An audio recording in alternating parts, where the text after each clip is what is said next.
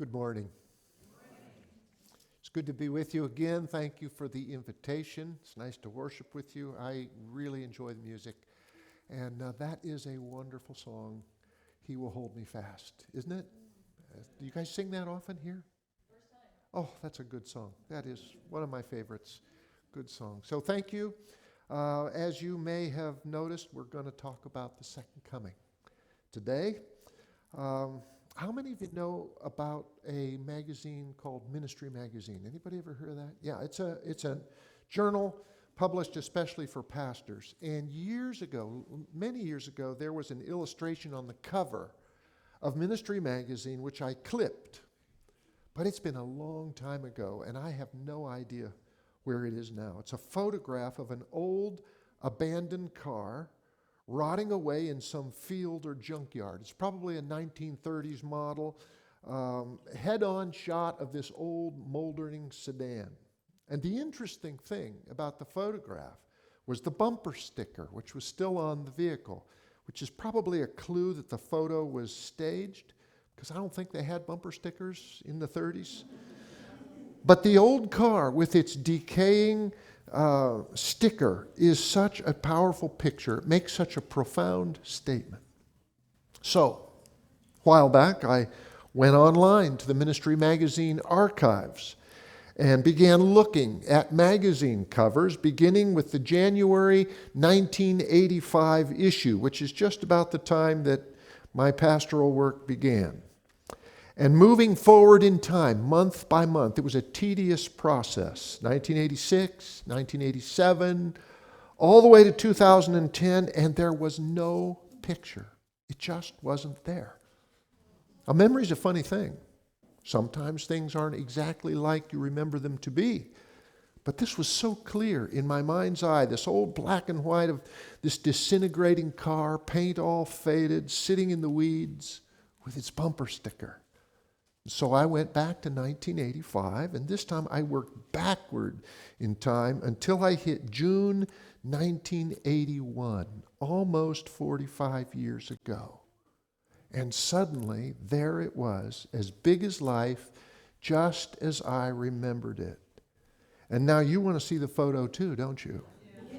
Let me see if I can make it come here. There it is. Can you read the bumper sticker? Jesus is coming soon. This photograph illustrates the troubling idea that Jesus has been coming soon for a very long time now. This is where we're going to begin this morning. If I were to ask you if you think Jesus will come soon, many of you would probably say yes. How many of you would say yes, he's going to? Yeah. And you would be in very good company. The Bible writer Peter, for instance, says in 1 Peter 4, he says, the end of all things is what? Near. Therefore be alert and of sober mind. Other versions say it like this: the end of the world is coming soon. The end of all things is at hand, the New American Standard says. Peter would say that Jesus is coming soon. And James would agree. Do not complain, brothers, against one another, so that you may not be judged. Behold, the judge is standing right at the door. When somebody who is coming is standing at the door, what does that mean? It means he's almost here, right? He's very close. Even Jesus said things like, yes, I am coming soon. And some versions say, I'm coming quickly. Paul hints at this when he says, the hour has come for you to wake up from your slumber, because our salvation is nearer now than when we first believed. The night is nearly over. The day is almost here. Peter, James, John, Paul, even Jesus all agree he's coming soon. It won't be long. Prophetic understanding also seems to point to the nearness of the second advent, of the four world kingdoms Daniel saw in vision, the last of which disintegrated into the nations we now know as Europe. We're living in the very tail end. One guy used to say we're in the toenails, right down at the very end. We are beyond the 1260 years of the Dark Ages. We are beyond the culmination of the 2,300 years that ushers in what Scripture calls the time of the end. We are right down in that time when the God of heaven is going to set up a kingdom that will not be destroyed or left for another people. The great time prophecies of Scripture have all been fulfilled. The book of Revelation says that we are beyond that point when measured time will be no longer. Some translations have it, there will be delay no longer. That word delay is the word chronos, which means measured time. And we worship this morning as a Seventh-day Adventist congregation, a church which teaches that not only will Jesus return literally and visibly with great power and with multitude of angels, but that he will come soon. Our Adventist pioneers believed that with all their hearts.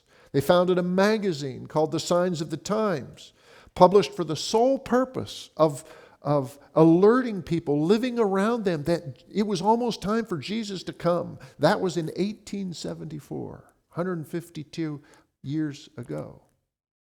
They believed the world was ripe for his return in their day. What would they think if they could see today? The coming of Jesus has always been the great hope of the worshiping church, the last best hope of the church, the blessed hope, as it was read this morning. In fact, you might say that every generation since the days of Peter, in every generation, people who have truly loved Jesus and faithfully followed him have yearned for his return. They have all seemed to expect that he would come in their very day, and yet he has not. Jesus has been coming soon for a very long time now. Of course, there are all sorts of good explanations for why he hasn't come yet. Many of them are well reasoned from the Bible. And there are all kinds of speculations about why that might be different in our day, and that this time he might really be coming soon. I'm going to even do a little bit of speculating this morning as well. But for a few minutes, here's what I'd like us to do. Let's think about this idea in light of what Jesus said about it. In particular, let's remember that Jesus said, there we go. Jesus said that the day of his coming will be like the day that the flood came in Noah's time. As it was in the days of Noah, so it will be at the coming of Jesus. In his excellent little book, What the Bible Says About the End of Time, Adventist thinker and author John Pauline reminds us that the end of the world has already come once, when the flood came, way back in Genesis. And so the Genesis flood story, when the world ended the first time, sets the pattern for all other biblical descriptions of how the world will end the second time. Jesus says that the Genesis flood story is the lens through which we are to understand how it will end again, how it will be when he returns, as it was in the days of Noah, he says. Does that make sense to you? Okay. Now, I might as well tell you that I too have an opinion on whether he will come soon, and it's a little bit of a countercultural opinion. At first you might think, whoa, hey, that doesn't sound like an Adventist pastor. Of course, it's only an opinion because nobody really knows. Jesus says nobody knows the exact time when he's coming, right? But here's my opinion. I really don't think Jesus is coming soon, as in the next year or two or so, that kind of soon. And I'll share with you why I believe that. It's based on this text that was just read to us, in which Jesus himself said, as it was in the days of Noah, so it will be on the day he returns. I'm going to spend half my time this morning developing that. But then, after you've heard the biblical evidence that points to the fact that he is not coming soon, to January 17th, 2026, then I'll tell you why that might be wrong, and that maybe his coming is nearer than we think. That'll be the speculation part. And then we'll finish with just a few practical suggestions. So are you ready? All right. This reference Jesus makes to the days of Noah. This comes right at the very heart of his teaching on the end of the world, known as Matthew 24. That's the context of it, and it's essential to understand the context. So let's just think about Matthew 24 as a whole for a minute. In Matthew 24, verse 1, Jesus is leaving the temple for the last time, and he shocks his followers by telling them in emphatic terms that this massive temple, this architectural wonder of the ancient world, will be totally demolished. Not one stone left upon another, he says, every one of them thrown down. Remember now, to the Jews of Jesus' day, the temple was everything. It was the center of their earthly existence. In their minds, its destruction could mean only one thing: the end of the world. And so they are incredulous. And they ask Jesus 3 questions, all centering around the idea of when. When will the temple be destroyed? What will be the sign of your return? And what will be the sign of the end of the age? They want to know when. They were thinking it's all the same event. The destruction of the temple, end of the world, Jesus' return, all the same. They couldn't conceive of the world going on without the temple. In hindsight, they would recognize just how totally wrong they were. But the interesting thing is, Jesus didn't see fit to correct their misunderstanding. His answer to them mixes the two events. It mixes those events to such an extent that it's almost impossible to disentangle them, at least as far as the details are concerned. And what's more, it almost seems like Jesus intentionally mixes them. In fact, because of this, some people say that Matthew 24 might be one of the most difficult chapters in the whole New Testament. George Knight, for instance, says this. Well, why does Jesus do this? One of the most satisfying reasons may be that Jesus is not so much trying to tell them and us when the end will come, but rather they and we have to live in a kind of state of continual expectancy that he's going to come. In other words, what Jesus wants his people to do is to watch for him and wait for him and then work for him until that day arrives. Watch, wait, and work. It's also interesting that his disciples ask him for a sign of his return and of the coming end of the age. And when you think about the stories of Jesus, who are the ones that usually ask him for signs? It's the Pharisees, isn't it? And the religious leaders, the ones who oppose him. And the reason they ask for a sign is because they really don't want to believe that Jesus is the one who he claims to be. And so he never gives them a sign. He says things like, an evil and adulterous generation seeks a sign. But this time it's not his hecklers who are asking him. It's his closest friends. And it's not because they don't believe him. It's because they don't want him to go away. It's because they are eager to be with him. And so they want to know when they're going to see him again. And this time, Jesus gives them and us a long list of signs beginning in verse 5. It includes things like imposter messiahs, wars, rumors of wars, nations rising against nations, famines, earthquakes, then persecutions, increasing wickedness, betrayals. Later he'll speak of dark days and falling stars. But the problem with these signs, at least for timing, as far as timing is concerned, is they don't give us much specific information about the end of the world. There have always been impostors of Jesus. There have always been wars and earthquakes and famines and persecutions.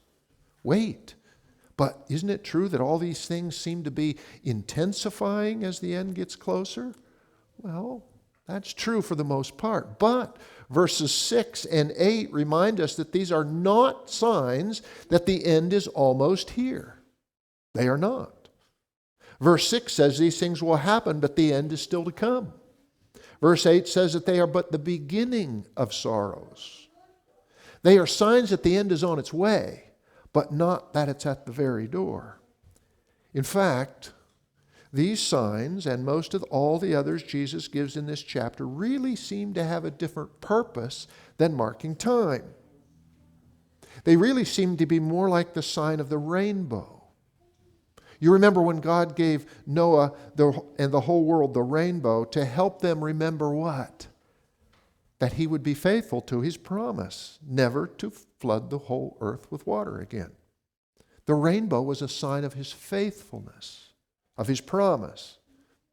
After the flood, what do you think most people would do every time the sky clouded up and a storm blew in? Well, they'd head for the hills, right? So God said, no, here's a rainbow. And every time you see it, you can be sure that I am going to be faithful to my promise. You don't have to be afraid. I will never flood the whole earth again. And the signs in Matthew 24 are a little bit like that. Every time there's a war or an earthquake or a famine, it's a reminder that God will be faithful to return and finish the work of making things right. Every falling star, every eclipse that makes a dark day, every betrayal of trust is a reminder that Christ will come again because his work's not finished yet. But it doesn't tell us when he will come. And so these things, the wars and the famines and the wickedness, are signs not of when, but that he will come. There are, however, at least two little signs that Jesus gives in Matthew 24 that are a little bit more precise in their connection to the timing of the second coming. One is in verse 14. Jesus says, "This gospel of the kingdom will be preached to the whole world as a testimony to all nations. Then the end will come." Imagine how that would have sounded to the first disciples way back in the days of Jesus. What an absolutely impossible thing that would have been, except that it wasn't. The church exploded into existence, and the gospel went like wildfire through dry grass, to the extent that in our day, in the last couple hundred years, Christianity has become the most outreach-oriented of all faiths. It has permeated to the farthest corners of the earth. And yet its missionary work is still not finished. And by the way, when Jesus says that this gospel will go to the nations, he doesn't mean nations in the way we understand them, like political countries with fixed borders. The word actually means people groups or cultures. It's not enough to say, well, we've got a missionary in every one of the 195 countries of the world today. It's way bigger than that. Sociologists say there's probably 11,000 up to maybe a maximum of 17,000 different cultures or people groups. So the problem is we really don't know when it will be finished because it's pretty hard to measure. But Jesus says it will be done before he returns. But the second specific thing he says about the time of his return are the verses we're thinking about this morning and which were just read to us. So let's consider them. He says, "No one knows about that day or hour, not even the angels of heaven, nor the Son, but only the Father." That part's pretty clear. Nobody can put an actual date on it. But then he says, "As it was in the days of Noah, so it will be at the coming of the Son of Man." In other words, the way it happened back then, that's the way it's going to happen again. How did it happen? Well, it happened suddenly and unexpectedly, but not because they didn't know, not because they weren't warned. Peter says Noah was a preacher of righteousness. He warned the people for how long? Anybody remember? 120 years. That's a long time. They just didn't pay attention. That was the problem. And so the day of rain came upon them suddenly, like a thief, which is exactly the way Jesus will seem to come to most people when he returns.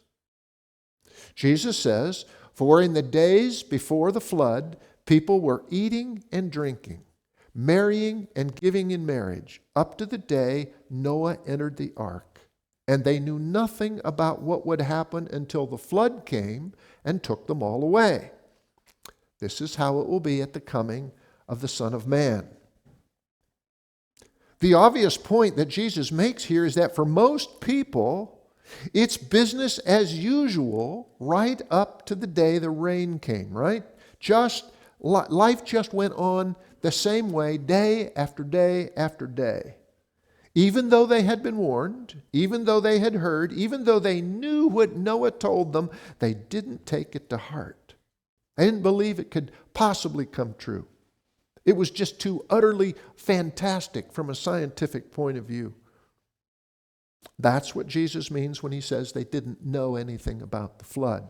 Of course they knew. Noah had warned them. They just didn't pay any heed. They just didn't pay attention. So when that day did come, it took them all by surprise. But by then, of course, it was too late.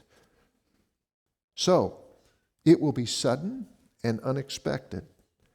But there's another point here that Jesus makes that's not so obvious. And that has to do with what life was really like in those final years before the flood. It will be business as usual, Jesus says. So, what did business as usual really look like? Well, the answer is, it looked very, very bad. The definitive verses here are Genesis chapter 6, verses 5 to 11. These are very significant verses. They're just very important verses. Genesis 6, 5 to 11 is a description of what it was like when the world came to an end the first time. And so it's the pattern for what it will look like when the world comes to the end the next time. Here are the verses. The Lord saw how great man's wickedness on the earth had become.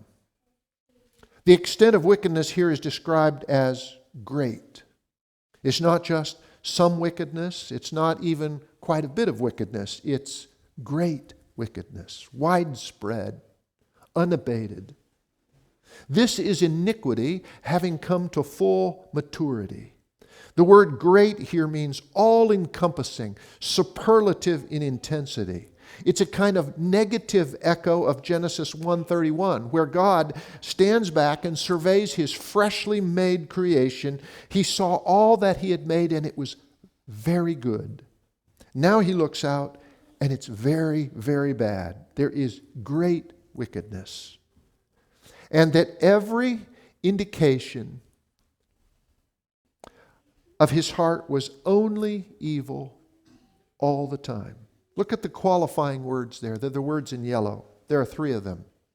Every, only, all. How much room does this verse leave for even a little bit of goodness? None whatsoever. How many inclinations of people's hearts are focused on evil? All of them. Every single one. Every thought, every plan, every intention, every aim, every goal, every target was only evil. Are there any inclinations toward anything of positive moral value mentioned here? There are not. Human hearts are set exclusively on evil. How much of the time? All the time. Continuously. Without let up. Imagine that kind of a world for a moment, can you? Imagine that kind of a world. So this is the incredible description of human life, of business as usual on planet Earth in the immediate days leading up to the flood. You know, you think about the very worst person that you can think of, that you can imagine. Even in the very worst person, there are some little evidences of goodness, even in the very worst person. Even Adolf Hitler was kind to animals. Did you know that? Hitler was a vegetarian because he didn't believe in being cruel to animals. Even Hitler was known to be kind to his personal secretaries. But in the days leading up to the flood, there was not even a shred of human kindness. No compassion, no sympathy, no gentleness, no benevolence. It was just evil, evil, evil from sunup to sundown, and no telling what went on after sundown. It's just very hard to imagine a world like that. But when God looked at it, that's exactly what he saw. So much so that the next verse says that he was grieved that he had made man on the earth. Imagine that. God grieving over something that he had done. Other translations say he regretted that he had made man on the earth. He was sorry he had done it. Now, that's not normally a reaction that we associate with the all-powerful, all-knowing God of the universe, is it? That he would regret something that he did? In fact, based on this verse, the rabbis have described God as the most tragic figure in all the Bible because he is so repeatedly and so profoundly disappointed by his very favorite creature, the human being. He had hoped, he had planned for so much more. And in this verse, in this case, God's disappointment is total. This description of God, to the best of my knowledge, is unique in Scripture. There is not another statement quite like this anywhere. But there's even more. Because the very next phrase says, and his heart was filled with pain. Other versions say it broke his heart, or his heart was troubled. Imagine that. His heart was troubled. That's kind of a unique idea, don't you think? That God's heart could be troubled? I mean, we think of God as not being anxious, not being troubled by anything, but he was. So he decides to bring it all to an end. Men, women, children, plants, animals, birds, insects, just the works. Just wipe it clean. And by the way, have you ever wondered why God chose to wipe out all the plants and all the animals along with humanity? I mean, the plants didn't sin. The animals, most of them at least, they were innocent. Why wipe out those? It's because without human beings, the rest of the earthly creation has no purpose. And therefore it has no reason to exist. It was made for us.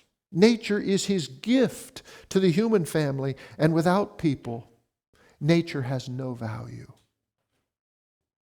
But even that's not all. There's still more to this description of business as usual before the flood. It's found in verses 11 to 13. It says, now the earth was corrupt in God's sight and full of violence. That word corrupt. Corrupt means that nobody lived by principle anymore. It means that there was no virtue left in the culture. Violence means that people lived for the purpose of hurting, damaging, destroying, killing other things or other people. That was their aim. That's what they did. And the world was full of it to the very brim. All the people, every intention, only evil, all the time. And Genesis repeats this idea 3 times, how God saw how corrupt the earth had become. For all the people on the earth had corrupted their ways. How many people? All of them, everybody on earth. So God said to Noah, I'm going to put an end to all people, for the earth is filled with violence because of them. So that's how it was in the day of Noah, in the days of Noah. And that's how it's going to be in the days just before Jesus returns. Because the Genesis story sets the pattern for all other biblical descriptions on how the world will end the second time. Business as usual when the world ended the first time sets the pattern for business as usual when it will end the second time. And that's why I don't think Jesus is coming just quite yet. Because evil has not reached that same all-encompassing, extreme intensity that marked the days of Noah. There are lots and lots of good-hearted people living in the world today. People who don't even claim to be Christians, for the most part. Kind people. generous people, sacrificial people who do good things for their neighbors and live generously with their means and sacrifice themselves and even sometimes give their own lives to save the lives of others. In our day, good still triumphs over evil sometimes, and when it does, lots of people cheer. Virtues like courage and honesty and faithfulness and integrity are still cultivated and celebrated and exhibited by many people in our day. Of course I know that there's evil and times are bad, and they seem to be getting worse all the time. I know that. Stuff we couldn't have imagined a decade ago is celebrated as mainstream today. I know about wokeness and rampant lying and incredibly convoluted reasoning by powerful nincompoops who attempt to convince us that good is bad and bad is good. But it's nothing like it was in the days of Noah before the flood. Yet, someday, maybe soon, it will be that bad. Someday, the last remaining vestiges of virtue in our world will all but succumb to overarching wickedness, and Jesus will come. But that day is not this day. And I believe we ought to thank God every single day for the goodness that still lives in the hearts of so many people and the abundant beauty that still surrounds us. No, I don't think Jesus is coming soon. However, I will offer a caveat. It could change quickly. We live in a very fragile society. When a few significant disasters happen and most people are hungry and the power is off for a long time, God's Spirit begins to withdraw, things could change quickly. And here's where I will argue the other side of the coin. I just told you that the return of Jesus might be a lot farther off than we imagine.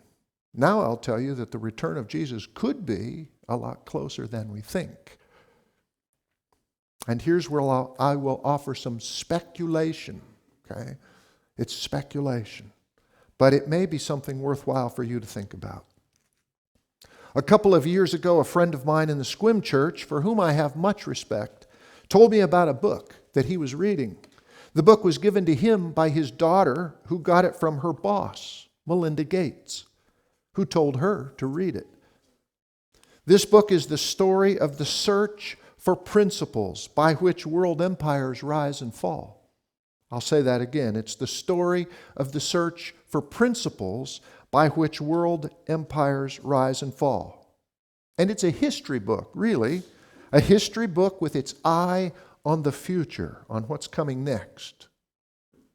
It's written primarily from a financial point of view, an economic point of view, because its author is a man who invests money for people, very, very large sums of money. And in order to invest successfully, he wanted to understand why nations rise and fall, why they succeed and fail, so that he could make wise choices with other people's money. And so for the last 40 years, he has studied the history of changing empires as far back as about 500 AD, carefully distilling the principles he found, then revising his approach, soliciting the criticism of experts wiser than himself, developing theories, revising again, honing in on these core principles of why nations rise and fall, so that by understanding what has gone before, he can understand what lies just ahead. And the book is a culmination of his life. It's his gift to the world. And, of course, by using the principles, he has become a very, very successful investor. He has made billions of dollars. The name of the book is Principles for Dealing with the Changing World Order. The author is Ray Dalio. Some of you will recognize the name. At the bottom is a link where you can go and watch a short video to get a clear summary of the book. And that yellow digit there is a 0. It's not an O. The video is an excellent summary of what he writes in his book. I'll leave the slide up there for a minute or two in case you want to copy down that URL and you can go and look at the video. What he writes is basically this. Just like people have lifespans, young and growing, middle age, old and declining, and finally death, so nations and empires have similar lifespans, early growth and rising power, a time of plateau when they are at the zenith of their power, and then decline, and then finally the coming of a new world order, often, not always, but often by violent means. And these lifespans of nations all follow a similar pattern. Now, just like a person can go to the doctor and get a physical to understand their overall health by understanding the health of various systems in their body, so nations have systems that are either healthy or diseased. And understanding the state of health of these systems can pinpoint where in the life cycle that nation is and when the next world order change might occur. Ray Dalio identified and quantified the characteristics of a nation that contribute to its overall health. And I'll give you just a few of them here. Things like the education level of its people, the inventiveness of its people, the efficiency of its workforce, the level of international trade, its economic output, its level of debt, the strength of its military, its economic competitiveness, its reserve currency status, the strength of its leadership, the presence and degree of large wealth gaps between rich and poor, the presence and degree of internal conflicts within the culture, the moral character of its people, the even-handedness of the rule of law. In all, he identified and quantified about 24 characteristics. All of them can be measured relative to those of other nations. They can be quantified and compared to determine where a nation is in its life cycle, because all nations and empires follow the same sequence in their life cycles. The same patterns repeat over and over again in nation after nation in the last 1,500 years.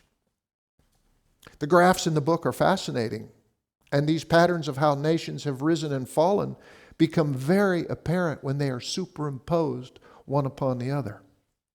It's a very carefully reasoned study, and it has been refined over decades.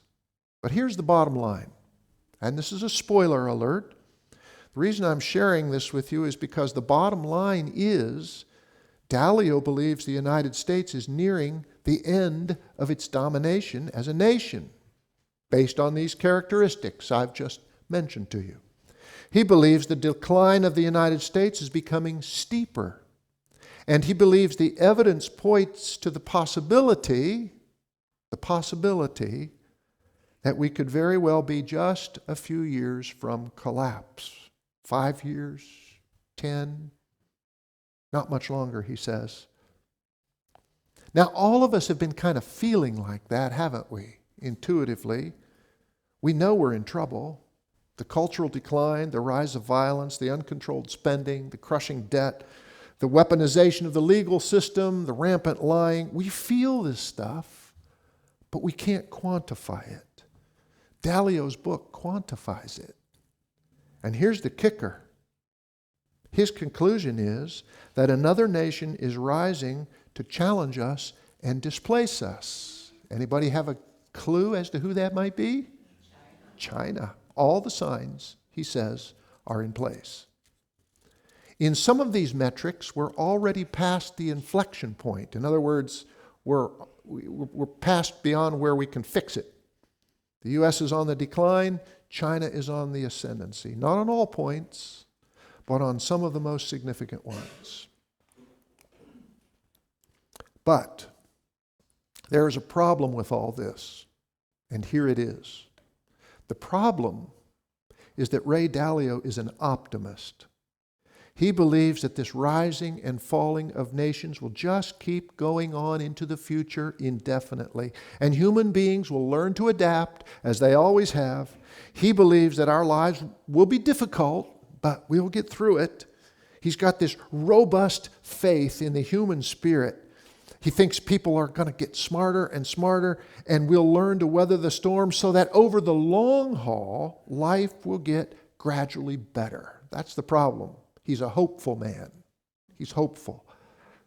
But he's not a man of biblical faith, at least as far as I've been able to tell from his book. He doesn't seem to have the kind of biblical prophetic understanding.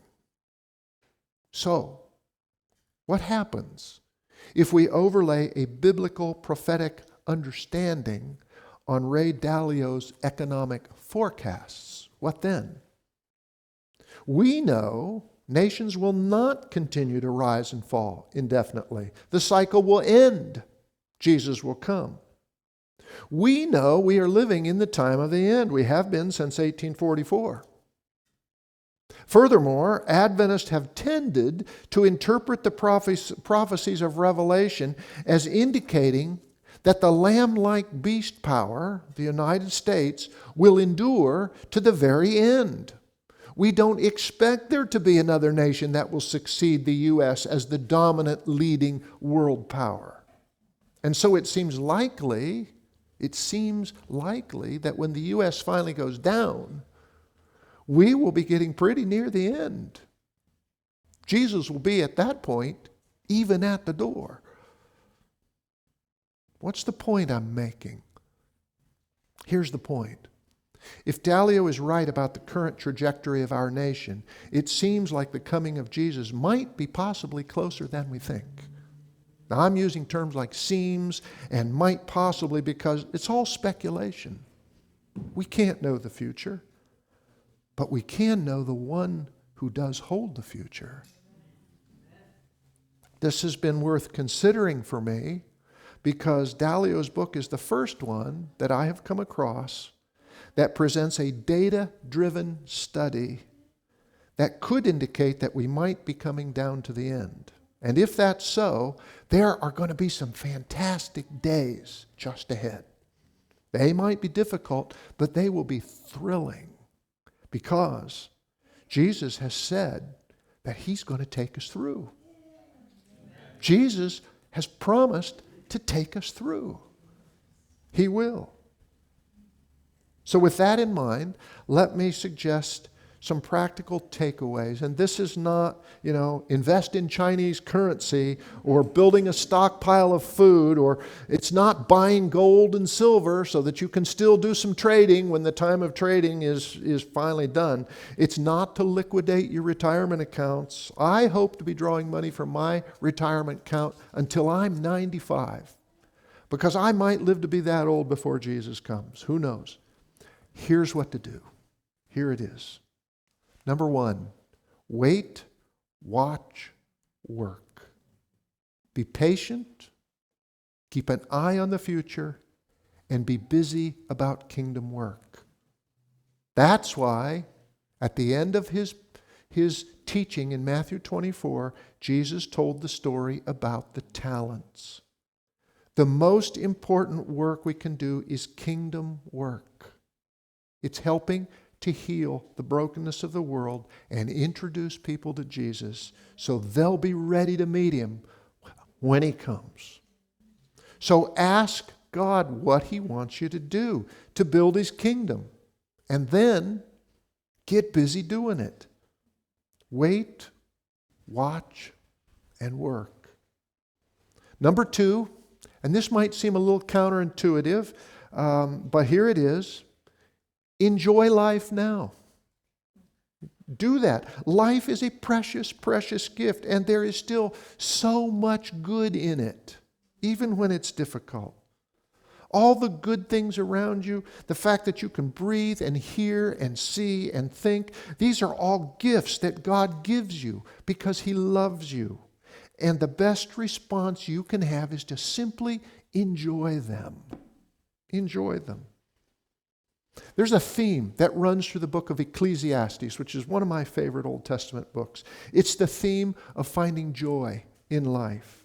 To enjoy your work, to enjoy the people that God has put in your life, to enjoy what you eat and drink, to find gladness in your very existence, moment by moment. There is nothing better than that, it says. Enjoy life now without fearing what might be just ahead. And then number 3, and this is the most important application for what we've considered this morning, so I'm going to put it in yellow on the screen. Take time to know Jesus. Spend some time with Him, and just Him. Just Him. Not somebody else's writing about Him. Just Him. You've just got to do this. Read His Word. Read it often. Think about what He's saying to you. Enter into an ongoing conversation with God. Take your cares and your concerns to Him in prayer. Ask for what you want. Thank Him for the delights that He gives you, and learn to listen to His voice. There's no greater thing in all of life than to know God. It's why you were made. That's why Jesus said, this is eternal life, to know the only wise God and Jesus Christ, whom He has sent. It's still early January. Make the commitment again that you will take time to know Jesus better.